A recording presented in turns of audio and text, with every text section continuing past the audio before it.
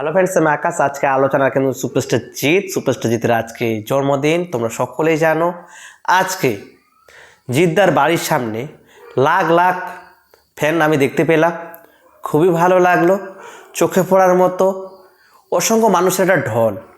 তারা কি পরিমাণের জিদ্দাকে ভালোবাসে আজকে তারা প্রুফ করে দিল।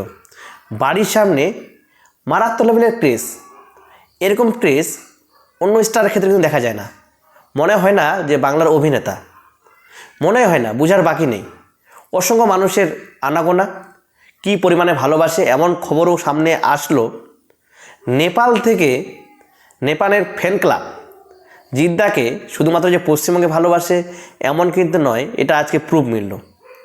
একটা ছবি নিমেষে ভাইরাল হলো, চোখে পড়লো, যেটা না বলে থাকতে পারলাম না। নেপাল একটা ফ্যান ক্লাব রয়েছে জিদ্দাকে ভালোবাসে।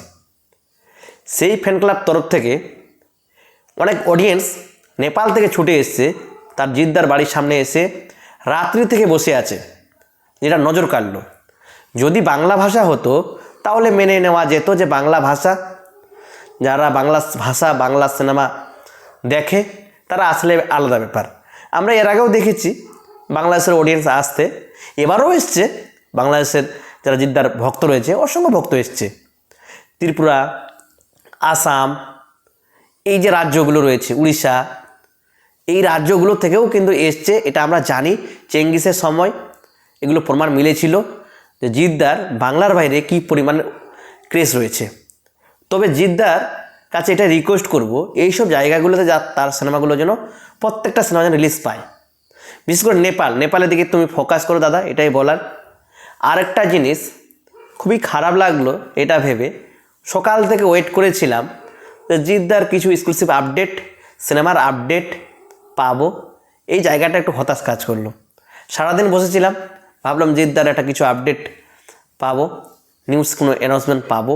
যদি আজকের দিনে সেরকম কিছু একটা বড় ধরনের চমক আমরা পেতাম, তাহলে জিদ্দার যারা অডিয়েন্স আছে তারা কিন্তু খুবই খুশি হতো।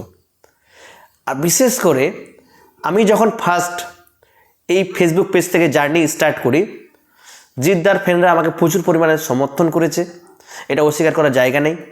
আগামী দিনেও তারা ভালোবাসবে, এটুকু আমার বিশ্বাস। সেই জন্য আজকে সারাদিন জিদ্দাকে নিয়ে বেশি পোস্ট হয়েছে এবং আমি আজকে ভিডিও বানালাম, ভালোবেসে বানালাম। এই যে দর্শকের একটা ক্রেজ, উন্মাদনা এবং চোখে পড়ার মতো ছিল। এই যে অডিয়েন্সগুলো আছে কি পরিমাণে ভালোবাসে, যারা যারা গেছে তাদেরকে আর একটা রিকোয়েস্ট করব, ভিড় করেছো, জিদ্দাকে ভালোবাসো, খুবই ভালো কথা। সঙ্গে যখন জিদ্দার কোনো সিনেমা আসবে, এই ভিড়টা যেন সিনেমা হলেও গিয়ে পড়ে, এটাই আমার বলার ছিল। আর আজকে একটু অ্যানাউন্সমেন্ট পেলে জিদ্দার কোনো হাউসের তরফ থেকে কোনো কিছু জানিয়ে দিলে খুবই ভালো হতো। আর ভালোবাসা দেখে সত্যি মন ছুঁয়ে গেল। অনেকে শুনলাম যে 2 দিন ধরে বসে আছে, শিলিগুড়ি থেকে এসছে, 1.5 দিন 2 দিন ধরে ট্রেনে করে, এগুলো খবর সামনে আসলো। ভালোবাসাটা কী লেভেলের, জিদ্দা কি ভালোবাসে, এই ভালোবাসাটা সারা জীবন যেন জিদ্দার প্রতি থাকে এবং সিনেমা হলে তার যেন প্রভাব পড়ে, এটাই তোমাদের লক্ষ্য রাখতে হবে। শুধুমাত্র বাড়ির সামনে গেলাম আর সিনেমা হলে রিলিজ পেলে সিনেমাটা দেখতে যাব না, এটা করলে কিন্তু হবে না। আমি কাউকে ছোটো করছি না, মানে এই যে ভিড়টা আজকে যে চোখে পড়ার মতো ভিড়, এই ভিড়টা প্রত্যেকটা সিনেমা, জিদ্দার যখন সিনেমা আসবে, সিনেমা হলে যেন ভিড় এরকম একটা তাণ্ডব থাকে, এটাই আমার বলার দাবি। কারণ আমিও জিদ্দাকে ভালোবাসি, আমি চাইবো সবসময় জিদ্দার প্রত্যেকটা সিনেমা হিউজ সাকসেস হোক। সাকসেস তো পায়, আরও বড় ধরনের সাকসেস পাক, যত বড় ধরনের সাকসেস পাবো, তাহলে আমরা আরও আগামী দিনে জিদ্দাকে বড় বড় কাজ আমরা করতে দেখতে পাবো। আর এই জিনিসটা খুবই ভালো লাগলো যে নেপাল থেকে ছুটে এসছে। নেপাল থাকলো কোথায় তোমরা সকলে জানো, অনেক দূরের একটা দেশ, আমাদের ভারতের সীমান্তরে লাগানো রয়েছে। যদিও এক দেশ থেকে আরেক দিকে ছুটে আসা, তাদের ভাষা আলাদা, তারা ছুটে এসে রাত্রি জেগে আছে জিদ্দাকে এক নজর দেখবে বলে। কি পরিমাণে ভালোবাসা।